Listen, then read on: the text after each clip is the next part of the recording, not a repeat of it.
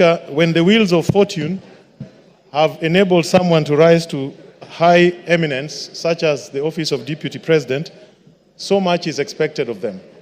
Unfortunately, from my own personal interaction with the Deputy President, and shortly I will give some examples, I feel he has fallen short of the expectations of that high office.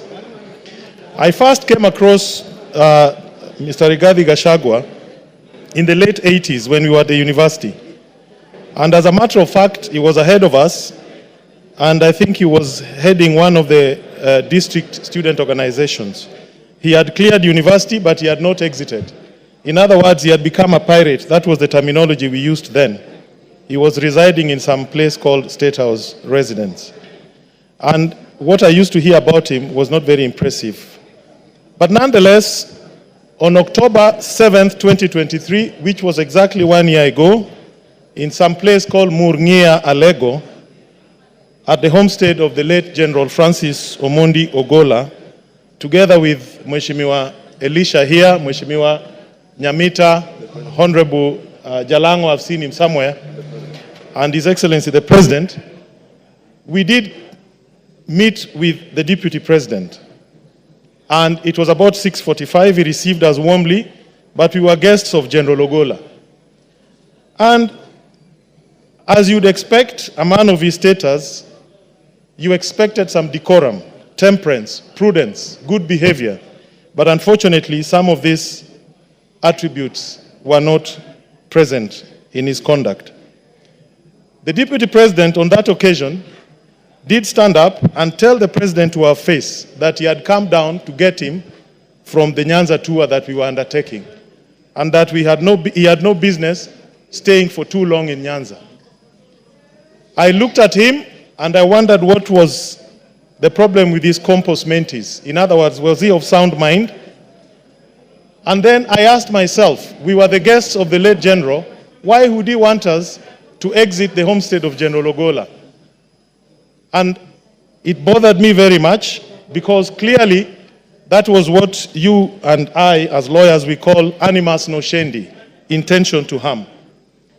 Why would he insist that the President has no business being in Nyanza? He said it to our face 3 times, interrupting General Ogola when we were being briefed about the attack that had just been conducted by Hamas on Israel. That was my first time to interact with him very closely. The second time was on April 30th, 2024. 28th April 2024, this year, when we had floods in Suba and several people died. I did communicate with him by way of text. I sent him pictures, including that of a gentleman who had lost 3 children. And I asked him to avail to me the state resources that I could use to alleviate the pain and loss of my people. He did not respond. He did not call back. He did not show any interest. On 30th April 2024, I did contact Honorable Kagushia, who was sitting next to him at a rally in Nyeri. And I saw Honorable Kagushia whispering to him my message. And they texted me back that the Deputy President would come back to me. He never did. On 6th of May 2024, I again reached out to him in his capacity as the coordinator of relief. He did not respond. I support this motion, and I want to say this. What I found with Honorable Gachagua is lack of education. Obama says, education is not a name of any degree or certificate that can be shown to others as proof. Education is the name of our attitude, actions, language, and behavior with others in real life. I'm on behalf of people of Suba South, I am supporting this motion, and I want to inform the House, our role today as a grand jury is not to establish beyond reasonable doubt any of these charges.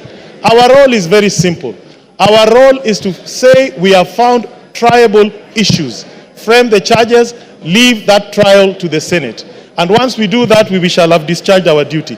Mr. Speaker, I fully support. Thank you. Your time is